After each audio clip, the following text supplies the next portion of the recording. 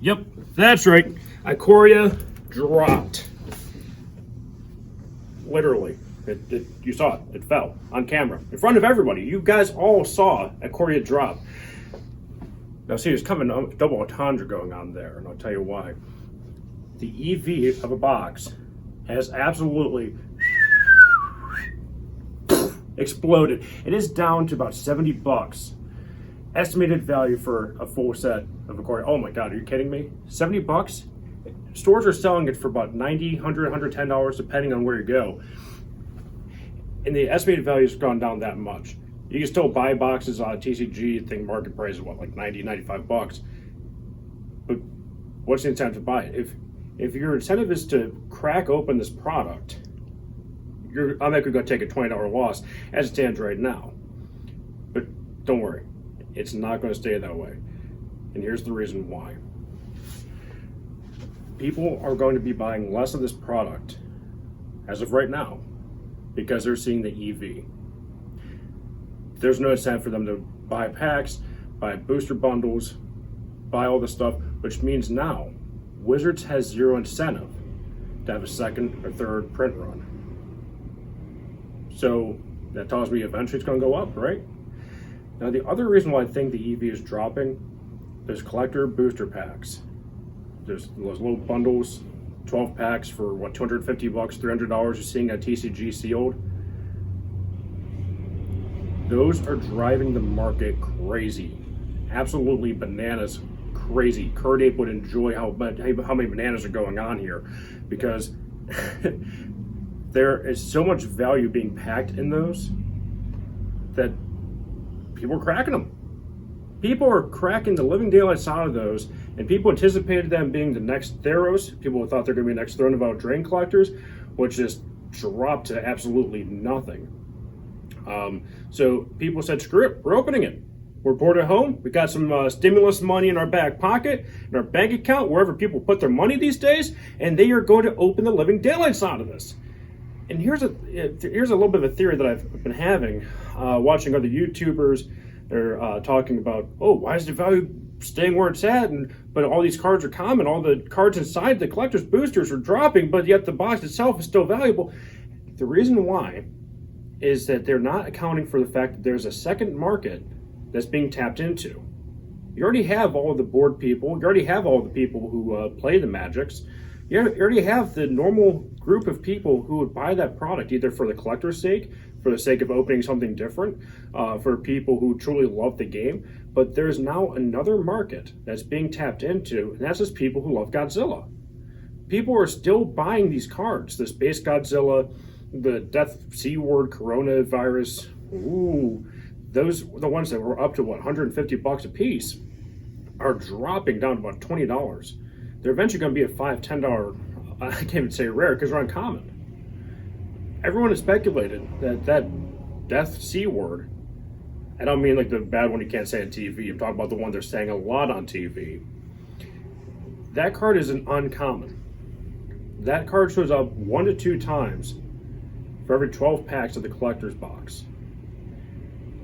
People thought that maybe, oh, well, they'd have to change it. I mean, you can't get away with saying that in Magic. You can't refer to what's going on right now like that. Well, how are they going to correct it? It's already done. It's already been printed.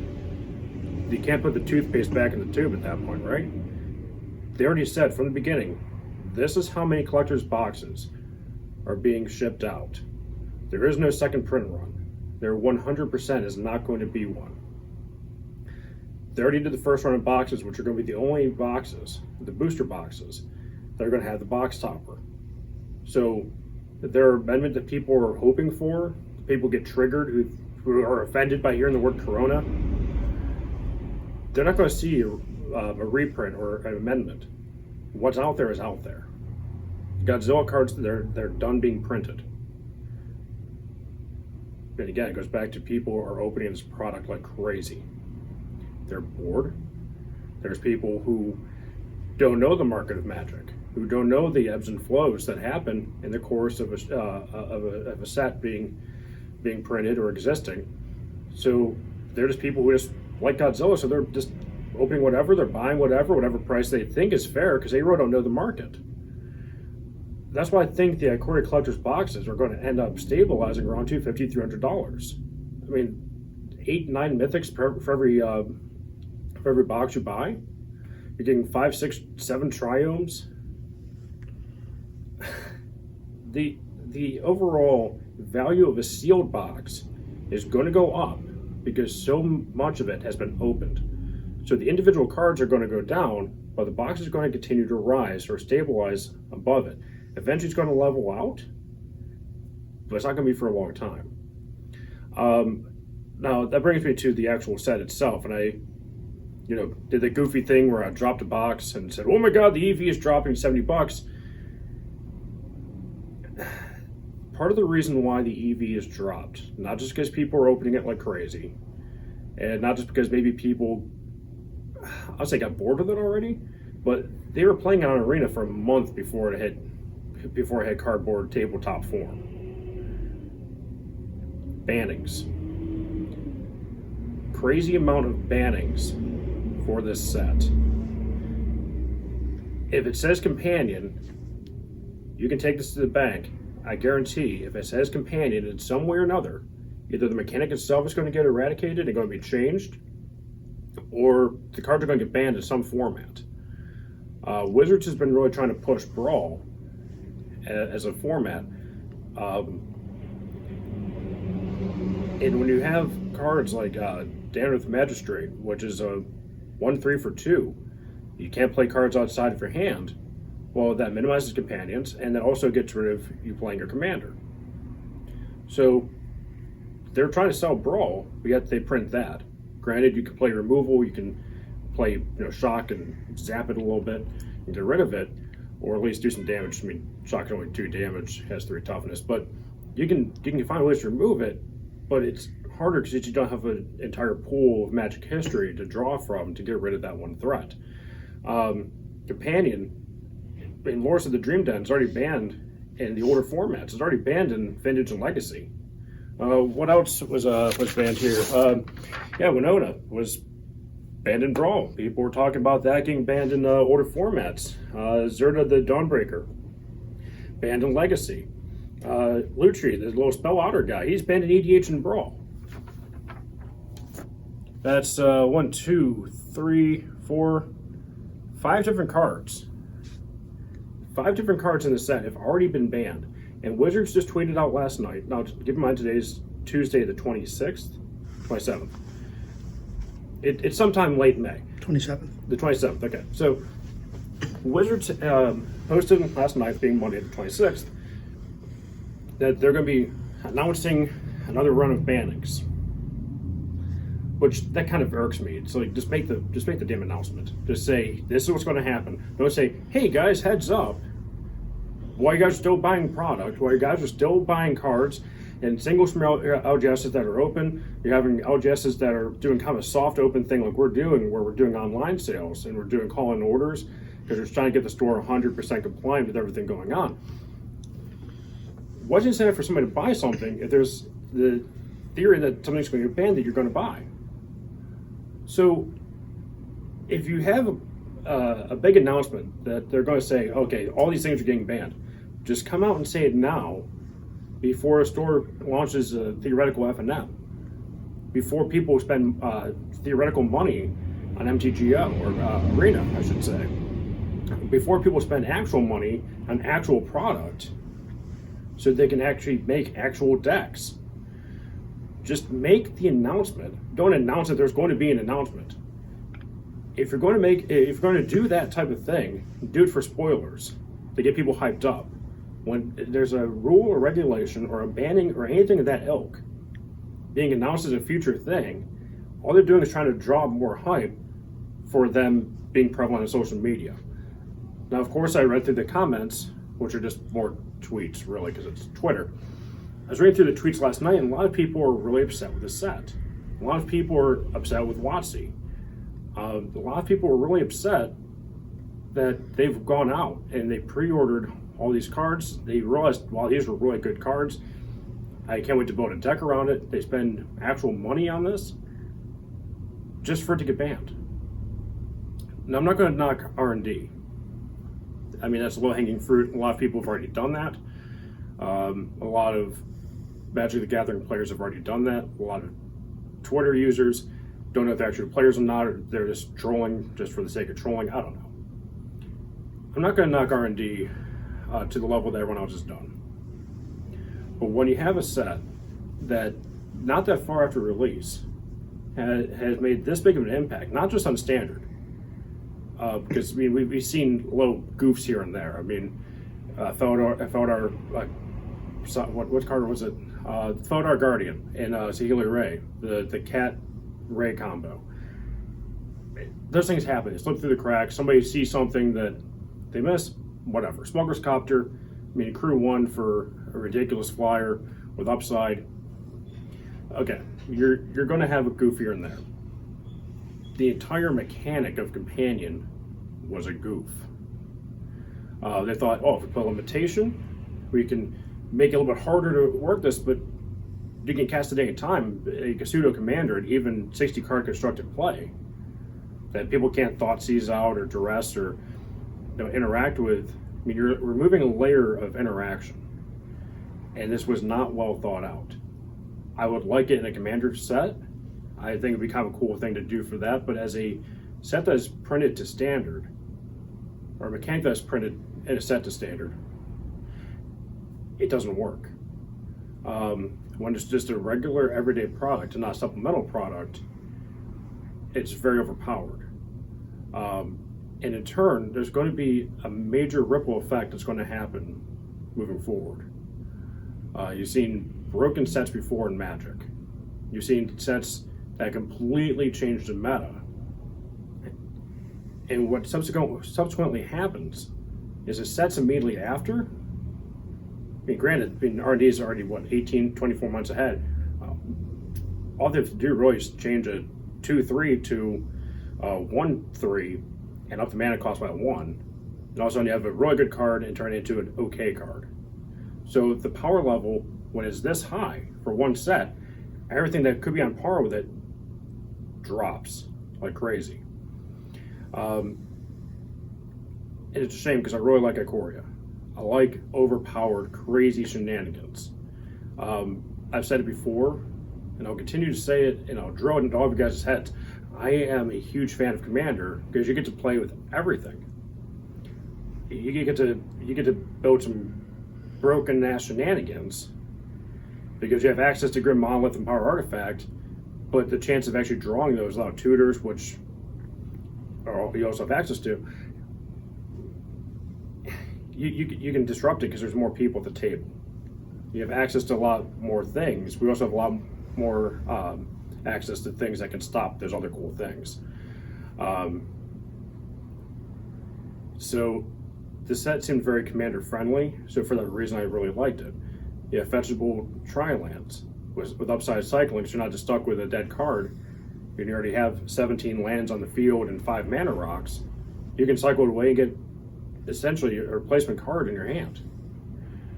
I thought the tri-lands were fantastic and probably one of the best rare cycles that they've done for lands in a long time. I mean, obviously they've done Shocklands, they've done the whole cycle 3 times now, and they've done fetches a few times, and that's fine. And I'm not saying they're at that level, but this is the first new land cycle that they've come out with for a standard set in a long time that I actually was really, really on board with.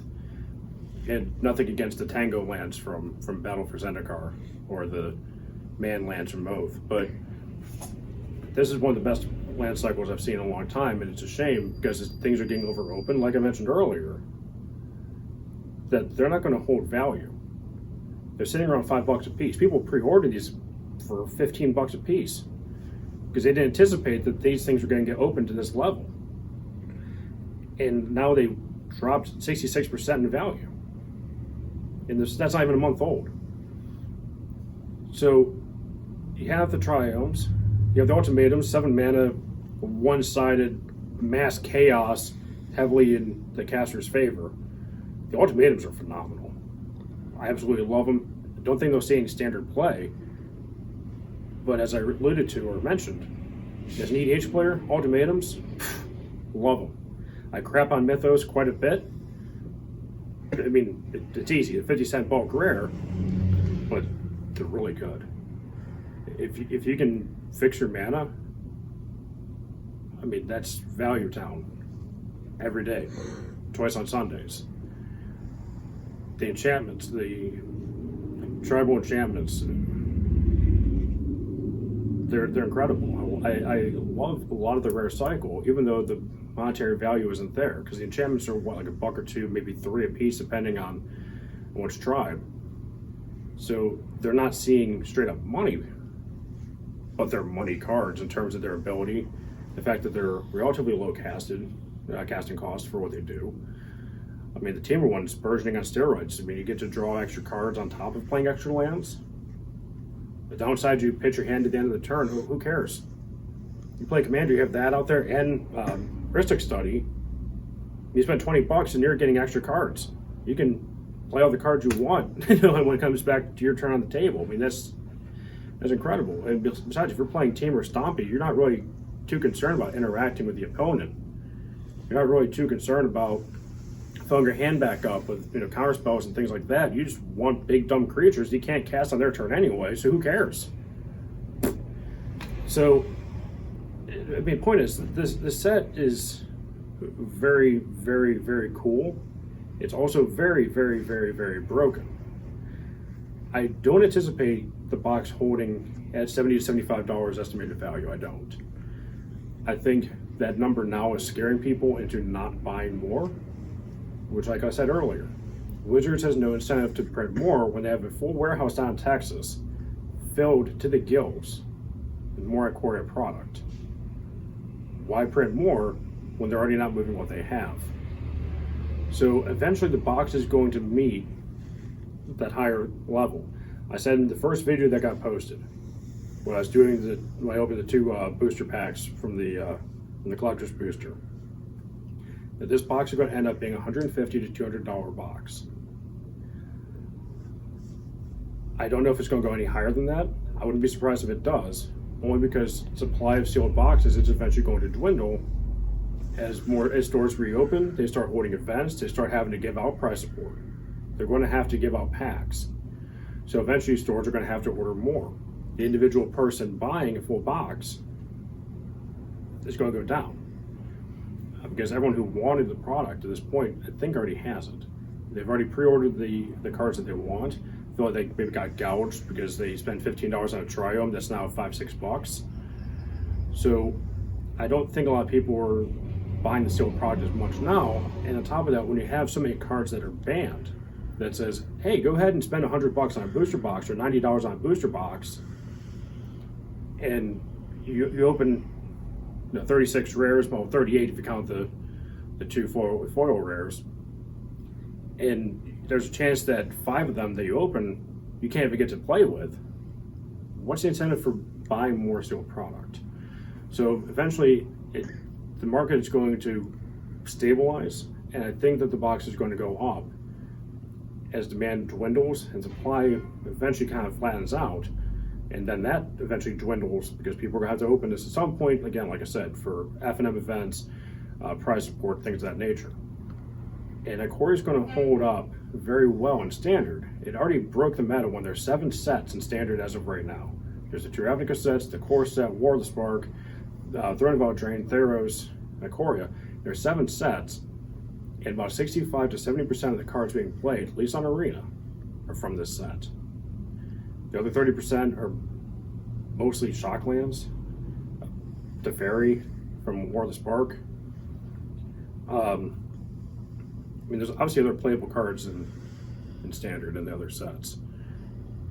Well, when the numbers are that high of percentage use, being Ikoria, or being just one set, doesn't matter what set. If it's one set that's just blowing up the Standard scene, I really can't wait to see what happens when you open back up for events and see what people are brewing. See if those numbers kind of level out there. I thought maybe the first couple of weeks would be a lot more Ikoria because it's new. Nothing against the Ravnica sets. I thought they're very balanced, well-engineered sets are going to hold value for a long time, not just because of Shocklands, but I mean, they're both very playable sets.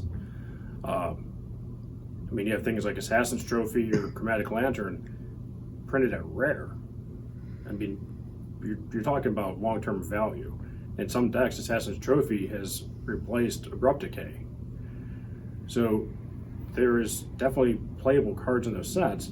So maybe they got stale.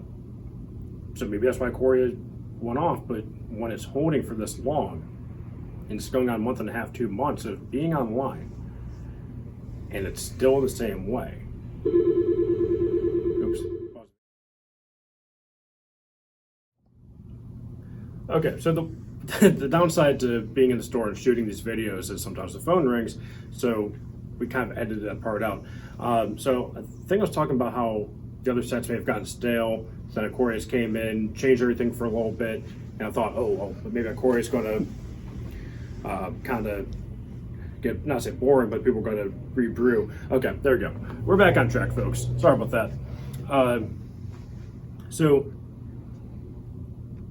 was I on track? Yeah, I am. Okay, so I thought maybe that some of the older sets, like the Ravnica sets, War of the Spark, Core 2020, that people may have gotten tired of them, they got a little stale, so they went ahead, just pumped everything that they had into Ikoria, and they went crazy.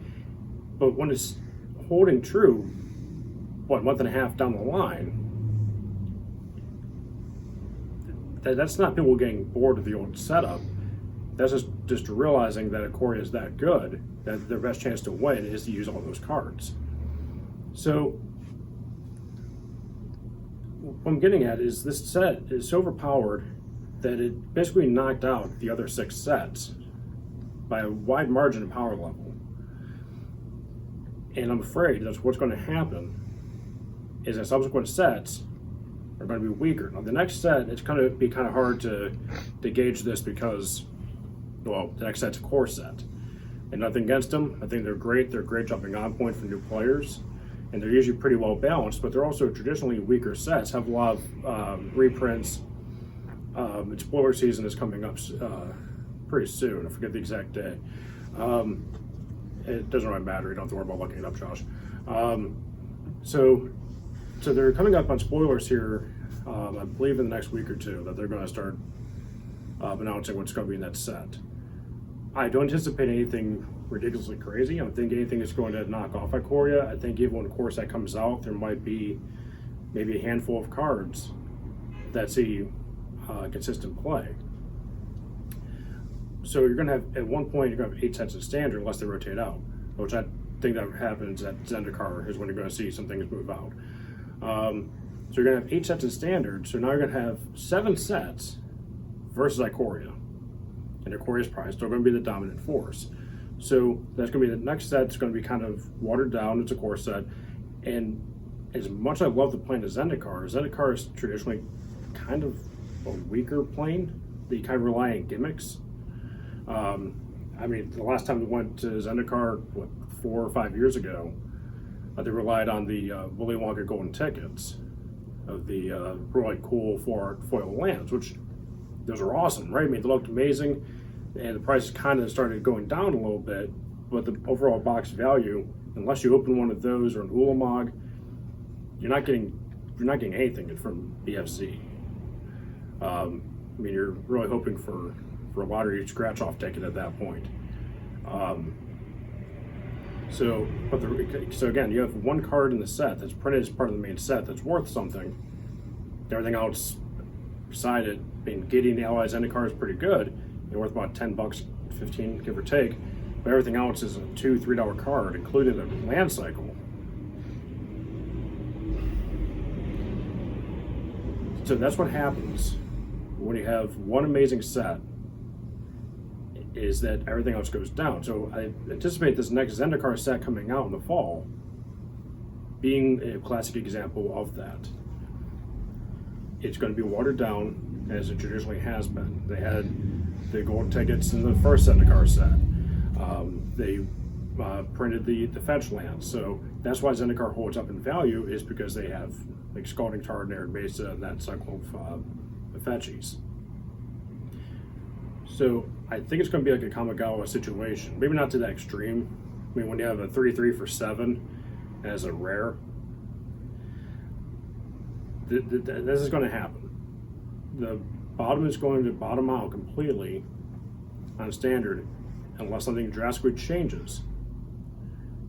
So instead of balancing it, saying, okay, here's the power level from Ikoria, how about we get everything on the same level? Instead, they're saying, well, let's do this and keep it right here. So then subsequent sets after Ikoria rotates out, we could put things back up to here and get it back to level. No, that's not how it should work, but unfortunately, that's how things happen. They get so afraid of printing another broken set that they end up setting themselves up for failure long term by printing weaker product. And it's a shame because, like I said, I like the crazy broken shenanigans. I like seeing bonkers board states. I like seeing things go completely off kilter. I like seeing games get turned on its ear. And that's what Ikoria does. But they're afraid of it because of all the bannings. They're afraid of it because of the power level. They're afraid of it because they see that the estimated value is way low, partly because of the bannings. And because, again, if you're getting, 8 and 9 mythics in the 12 pack of collector's packs, that devalues mythics when you usually get 5 or 6 in a full box of 36 in a full box. So the Apex series, which tremendous creatures all break the vanilla test. I mean, you have 6/6 for 5s with mutate, flying, and steals your lunch money as an ability. You have all these ridiculous cards that are $3 or $4 a piece. These Apexes, and the comic book variants, the ones people were fighting over and thought were going to be amazing. Which I'm a fan of those. I've stood by that this entire time. They're $4 or $5, so it's like $1 or $2 difference. Because the things that make them even more rare aren't that hard to come by. So in closing, I think because of everyone's fear, and I'm not talking about just players, I'm also talking about WotC, so the combination of both forces at play there, I don't think Ikoria is going to get a second print run. I could be proven wrong, and that's perfectly fine. I kind of want there to be a second print run. I can guarantee you that there will not be a third.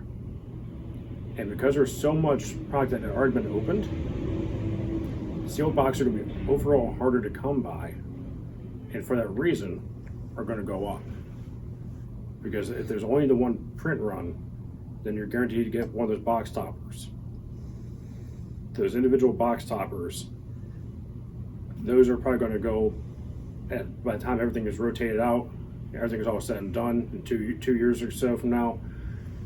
Those box toppers themselves, just the sealed thing, are probably going to go up to about $50 to $100 a piece because it could be anything. Even a Death Corona, which will probably at that point be about $3 or $4.